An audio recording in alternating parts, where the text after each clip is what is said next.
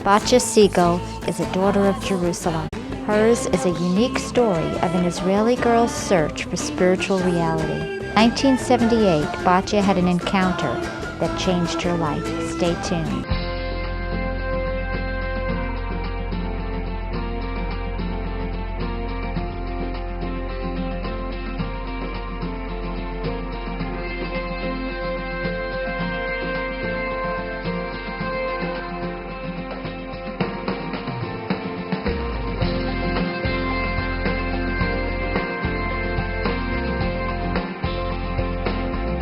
Here's Mitch and Batya.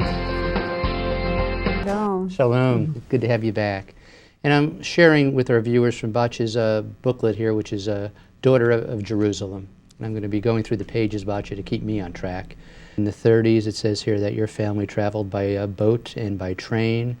And looking on the map, that's a pretty good distance there. Yes. And through a lot of desert and the water there. And share with us this. It's saying here that in 1949, 1950, about 48,000 Yemenite Jews were transported by airplane. Most of them had never seen an airplane before. And referring here to Exodus 19:4, God would carry the people on an eagle's wings. Could explain that to our people? What's the significance of that? In those years, David Ben-Gurion, the prime minister then of Israel, wanted to bring back the Jewish people from Yemen, I think due to the persecutions they were going through. And of course, remember, Israel was only a year or 2 years old, very young nation. And so they sent the airplanes to Yemen to airlift them to Israel.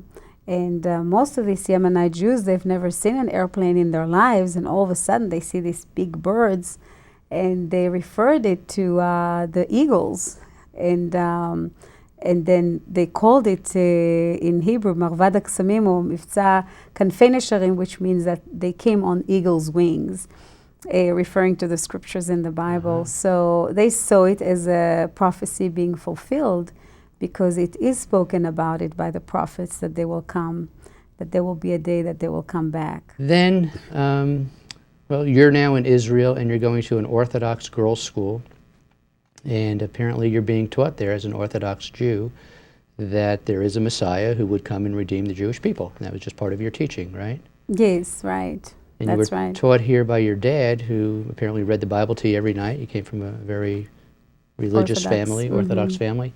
And he taught you to have a personal relationship with God. And that's what I really saw this whole book as, was your journey to have that relationship with your Lord. Well, share with us that every night before you went to bed, you prayed a very special prayer, which is still repeated in the synagogue, etc., the Shema. Maybe you could repeat that for our people and explain it, the significance. Yeah. The real significant thing I think about my family was that my father was very close to the Bible. I mean, the Bible, he was working full time, but he would come back from work and he would read the Word of God. That would be some, he wouldn't read the newspapers normally, but he would read the Word of God. For him, that was his newspaper. And on weekends, on Saturdays, on Shabbat, we used to sit together as a family and sing the scriptures and read the scriptures together. And really, I think I was really blessed to have my father, my family, because he really spoke to me very clearly about having a personal relationship with God. And knowing that God is there to hear my prayers and to encourage me to speak to God whenever I had a need or to pray to God. That is not so common amongst many Orthodox families, but I was blessed to have a father that actually knew that God is there for us and made it very real to me, that I could relate to God at any time. And the Shema prayer was something that we prayed every night as all the children, my sisters, my brothers. And it is, of course, Hear, O Israel, the Lord our God, the Lord, He is one. And thou shalt love the Lord with all your heart, with all your soul, and with all your might. And I think that is something that, when you repeat it every day, this is something that kind of engraved in your heart too. And that's what I do with my children today too. You know, I Sure. teach them to say the prayers. Well, that prayer sums up the relationship with God. I mean, that's really what that Exactly. prayer is beckoning. Exactly, yeah. Well, take us, Batya, to June 67, the Six-Day War, the Miracle War, as it became known as. And both your brothers and your father were called up to serve. And that's pretty amazing to see your whole family Yeah. basically going out and not knowing if they're coming back. Right. But on the second day of that war, what was the significance of Jerusalem being reunited? I mean, land is being taken in other wars around the world, so and you take the land, you conquer it, it becomes yours. What's so significant Yeah. about this? Well, first of all, I was a 12-year-old girl, and I'm the youngest of 5 in our family. I have 2 older brothers and 2 older sisters. And of course, my brothers and my father all were in the Israeli army during the war. And the amazing thing was that I knew that, you know, I mean, I heard the bombing, I heard the, you know, the shooting, and we were, of course, afraid. We were in a shelter with some other friends and neighbors. And the second day of the war, I just remembered very clearly all the people in the room were, you know, all the adults were jumping with joy. And I said, why are they so happy? And apparently they were listening to the news, and in the news they reported that Jerusalem is reunited. The amazing thing is Jerusalem was divided for many years. And as a child, I remember I would walk in Jerusalem and there were parts that I couldn't come near because even Mount Zion was divided by 2. We couldn't come near because we were afraid of the Jordanian soldiers that they will shoot us. So, of course, living in this constant fear of your enemy being so close to you was not something you were happy about. So, of course, when Jerusalem was reunited, it was a great joy. Also, I think it was, again, prophecy being fulfilled, knowing that God is in control and He is in charge, because I think the miracle about it is Israel, you know, the map is surrounded by Arab nations, and knowing that we are living under this threat of them coming to fight us, I think that was something that was of a great significance, knowing that we defeated them because they were more than us. Absolutely. So on natural terms, it was, you know, not possible, but God made it possible. But interesting also to hear about the prophecy being fulfilled. Yes. Well, then you went to secondary school, and to quote you here, I decided to go my own way. Sounds like a typical teenager. Yeah. And you were going to leave the Orthodox school and go into public school, and your father permitted you to do that. And that was kind of an interesting experience because you found out your perspective of the Bible and the teachers usually clashed. Yes. And you came across some people that were atheists, and that you were out of your protective environment. Yeah. Anything you want to share on those days?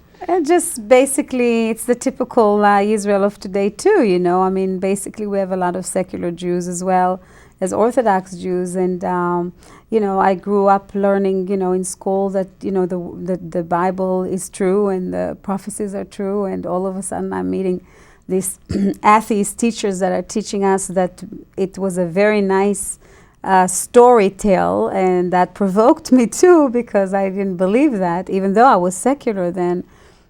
Secular for me was I didn't really follow up and as my lifestyle as a religious Jew. Not that I gave up believing in God. I always believed in God, but at that time I felt like it's not suitable for me to live that kind of lifestyle because, you know, I felt like, you know, it's not matching with what I think. You know, I believed in more freedom and, you know, more being more liberal in my life.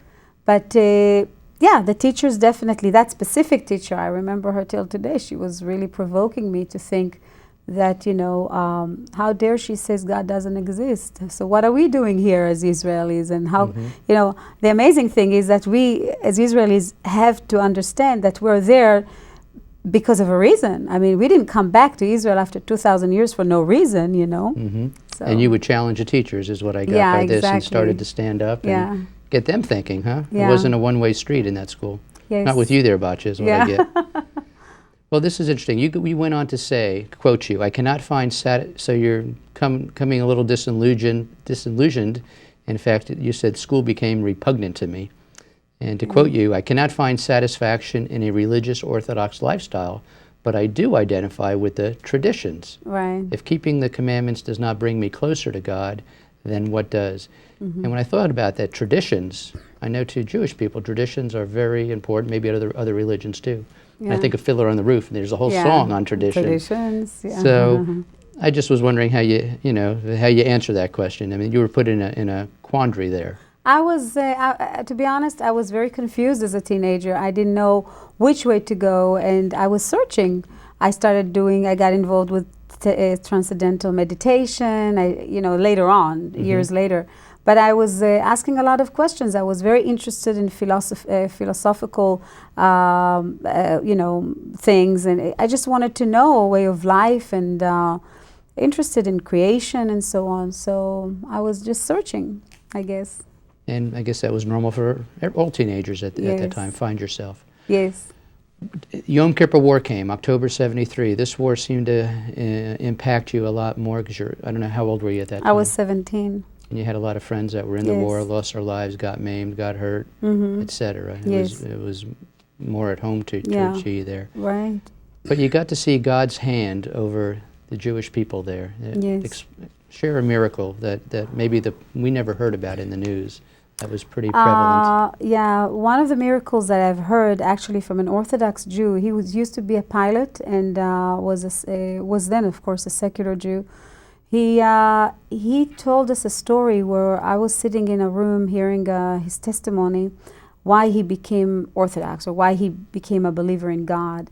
And he said that at some point when he was going to bomb the in Egypt, in the desert in Sinai, he just didn't understand what was going on, because in some of the tasks, one time during the task when he was coming to bomb, he saw multitudes of Egyptian soldiers running away, going back to Egypt. And later on, when they caught some of the prisoners, they investigated them and they said, why did you run away? Because there was he couldn't see any Israeli soldiers or any Israeli tanks or anything that would cause them to run away. And when they caught this Egyptian prisoner, he says, oh, there were thousands of Israeli soldiers coming at us. But he, as an Israeli pilot, didn't see one soldier.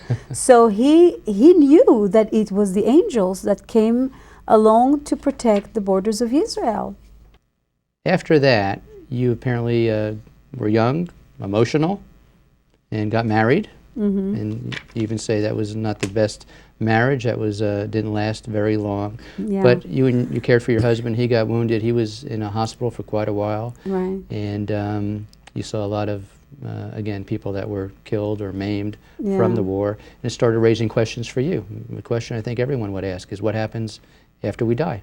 Yes. And when I think about the many, our show bridges gaps between Jews and Christians, we've had plenty of Christians on the show. You ask them that question, they don't hesitate. They've got an answer. But when it comes to Jewish people in general, I don't find they have an answer. Right. Do you agree with that? Yeah, I agree with that, definitely. And why? Why they don't have an answer? Well, I think... Does Judaism not teach that? Yeah, well, I think, yeah, exactly. I think what I was just trying to think what really I was taught before I was a believer about eternal life.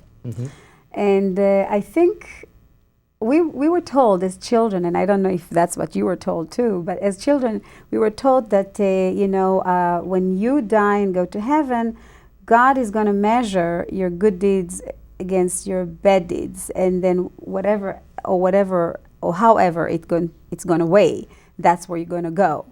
But there was not really much talk about eternal life. I don't ever remember anybody talking about eternal life to us. So that was something that it was like the forbidden question. Or that's why when you go to a Jewish funeral, there's a lot of pain, there's a lot of grief, there's a lot of, not that it's a bad thing, but it's like the grief is there because of the unknown. Exactly. And when I speak to my parents and when the answer I normally get is nobody came back from there, so nobody give an answer, knows.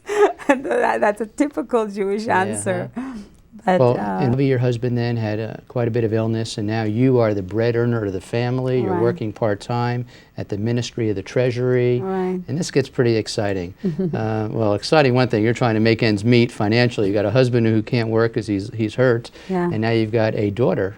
Somebody was looking for a computer typist to operate a typesetting machine. You raised your hand, you were hired, and to quote you, Batia, you said, "I would love to learn a new profession. Little did I know what God had in mind."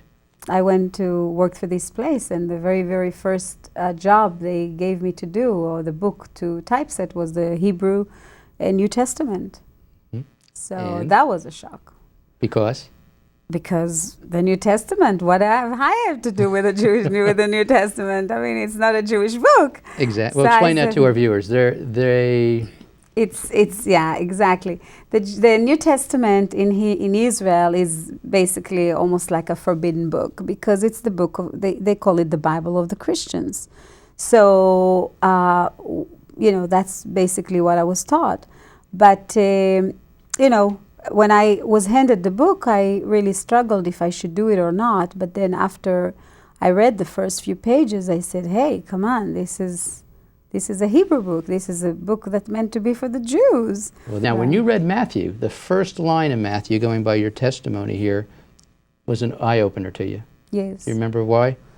Yes, because I've learned that Yeshua actually comes from the roots of the Messiah, of King David. So. And it says in that first line, Abraham and David. That's right. Abraham, you've got David, the king of Israel, and then I have Yeshua. Yeshua, all in the same lineage. Exactly. That's an eye-opener. That was a big revelation for me, because I didn't know that about Yeshua. This is something that they don't teach us. Exactly. Yeah, it's the forbidden subject. And of course, I've learned, reading through the New Testament, I've learned that the disciples, they had all Hebrew names, and everything took place, of course, in Israel. So for me, you have to understand, I worked with books. One of my professions, my first profession, was reading stories in the radio. So stories and radio and books were some of my main subjects in life up until that point. So reading the New Testament was something that was very meaningful to me, to be able to read it in Hebrew, which is my mother tongue. So I think it really I think God chose for me to be able to reach to me through the written word in a book. You had been brought up to believe that Jesus was the God of the Christians, and that the New Testament was a Christian book, as you're saying. And you knew that as you were typesetting something that was completely Jewish. How can this be? If Christians followed a Jewish book, how could they have persecuted the Jewish people for so many centuries? I know that's a big question. Yeah. Now, share this, because this leads right into, you read a book given to you, Corrie ten Boom, The Hiding Place. Yes. And a Dutch Christian who had hidden Jews during the Holocaust. And they've made movies out of this now, and plays, etc. Right. And you cannot understand why her father, her sister, and herself, in other words, this Christian family, would risk their own lives to save Jewish people, I think, above their storefront in those days. Right. And I think they were thrown into a concentration camp themselves. Yes. Okay, and killed? Killed, yeah. Except Corrie. Corrie is the only one that survived. Yeah.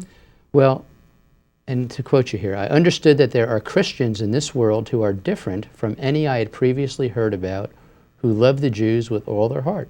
Yes. And you were just kind of alluding to this, but Christians who are different. Yes.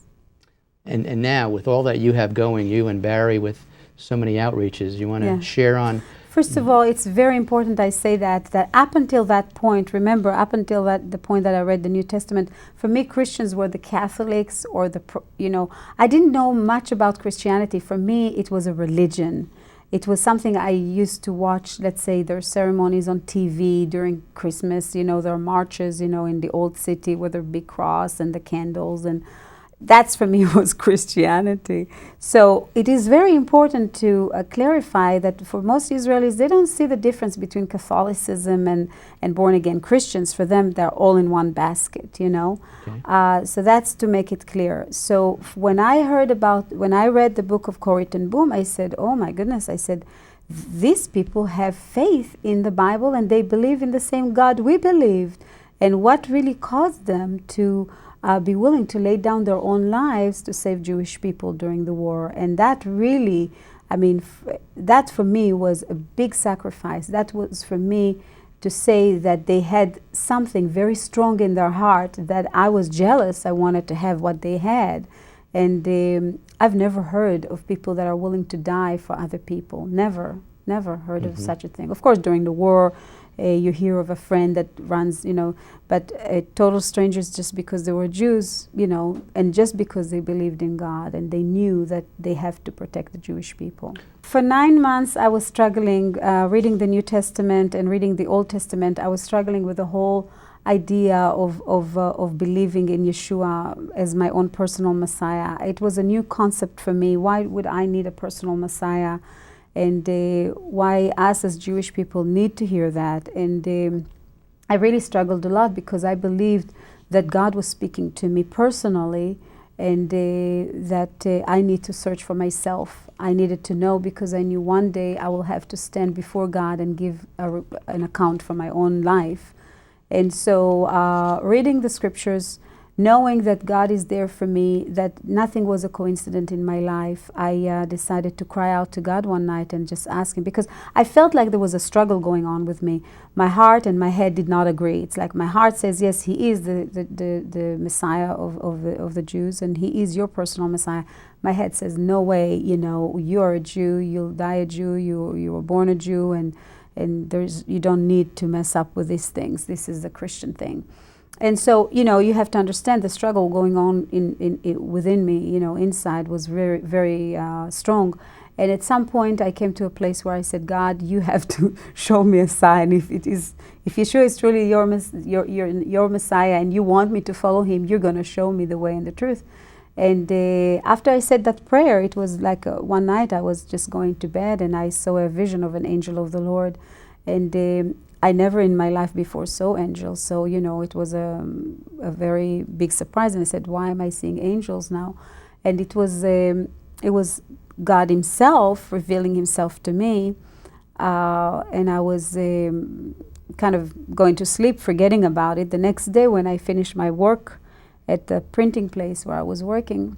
Did you question that when you saw that angel, or you accepted it? No, I accepted it, but I didn't know why I saw a vision. I never, it was like before I go to sleep, I just saw a vision. Okay. And then the next day when I finished my work, I was standing at the bus stop near where I was born, actually 2 steps from where I was born. And I just was, casually looking for the direction of the bus, waiting for the bus to come. It's the most boring thing, I didn't have a book with me or anything, just standing there with some other people. And all of a sudden, out of nowhere, the same angel that appeared to me in the vision appeared to me in life. And it was a man, very tall man that was dressed in white clothes. It was very strange looking man. So, of course, strange looking man, meaning it wasn't an ordinary looking person with a suit, It was somebody that was he had a long white robe and had a white beard, and he was walking. He was walking down the street and on the other side of the road. And at that second, I froze. And then I was shaken. I got like goosebumps all over me, because all of a sudden I remembered that I cried out to God the night before, and I was crying out that God will give me a sign to show me where I need to, if Yeshua is a real Messiah. And then I saw a vision, and all of a sudden I see a real angel. Then I realized that was an answer for my prayer. And that in an instant, yes, I saw it as a sign from the Lord.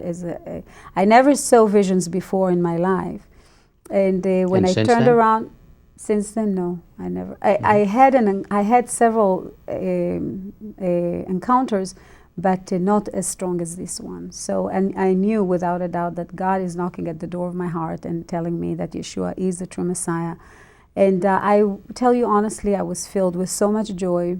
I felt like there was a big rock coming off my heart, knowing that Yeshua is the Messiah. And, you know, for me, I was filled with so much peace. He has done many things through you with Joseph Storehouse, Vision for Israel, the Terrorist Victims Fund, Pactus School, Yes. and hopefully you'll connect with this ministry. In a promised land racked by war, terrorism, and economic upheaval, Vision for Israel and the Joseph Storehouse reach out to those in need of proper health care. Medical and emergency supplies are shipped to the Joseph Storehouse from around the world via the port of Ashdod. Hospital beds, wheelchairs, walkers, crutches, oxygen equipment, materials for operating rooms, and other vital supplies make a difference for thousands. Packed to School touches the lives of children in Israel. Vision for Israel and the Joseph Storehouse have provided needy children with over 132,000 school packs.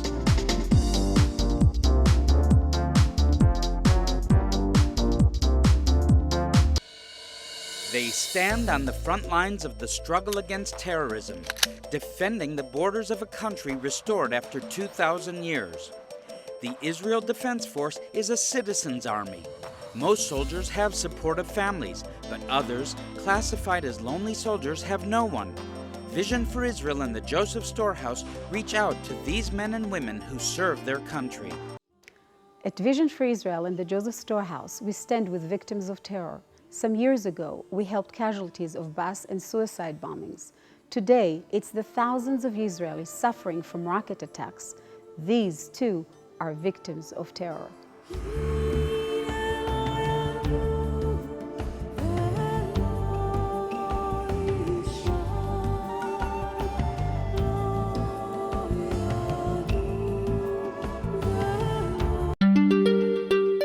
Ahead of Passover, families, the elderly and infirm, form endless lines around food banks and soup kitchens in every Israeli city seeking the basic foodstuff necessary for the holiday. There's a 60% rise in the number of persons seeking help compared to last year. As Israelis are shopping and preparing for the holidays, there will be thousands of families that are living below the poverty line that will not be able to put food on their tables. Vision for Israel and the Joseph Storehouse provide basic food supplies and household items on a weekly basis to provide for those needy families. Jerusalem News Network and Roots and Reflections cover many of the latest news events in the Middle East as biblical prophecy unfolds.